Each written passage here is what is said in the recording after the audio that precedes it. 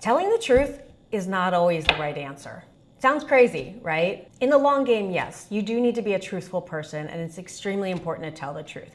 However, I encourage you to think about 3 things when you're telling the truth. Number 1 is timing. Timing is a really important consideration about whether or not something needs to be discussed. I've had a lot of conversations where I am super surprised. I'm talking to a project team member and they tell me something like, there's absolutely no way this project is going live on time. There's somebody who really needs to be taken care of on the team because they're gonna burn out, or there's somebody that's causing a lot of problems for the team and they need to be removed. And I say, who have you told? Have you talked to your project manager? Have you talked to your boss? Whatever is relevant. And they'll say, well, no, because I don't think anybody will listen. Timing on that is ASAP. Otherwise, something's gonna go off the rails and you're gonna have a bigger problem to uncover. Secondly, framing. It's really important that you tell people the truth, but that you give it to them in a way that they can understand it. For example, you're a CIO and you need another $500,000 in budget for a product and you have to go to your CFO.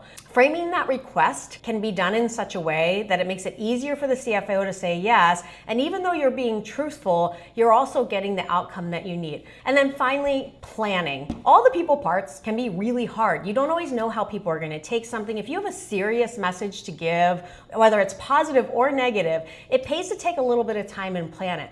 I had a team member I was promoting, and instead of announcing it in front of a lot of people, I actually brought him in with my boss, had a conversation with him and helped him understand why we chose him for the role and gave him some time to think about it and get excited, because I knew that was sort of his style, to be more analytical. And of course, if your message is hard to hear, it really pays to do some planning and think about how people are going to react so that you can have a plan in place to get things to the next level. Want to talk about this more? DM me and we'll have a confidential chat.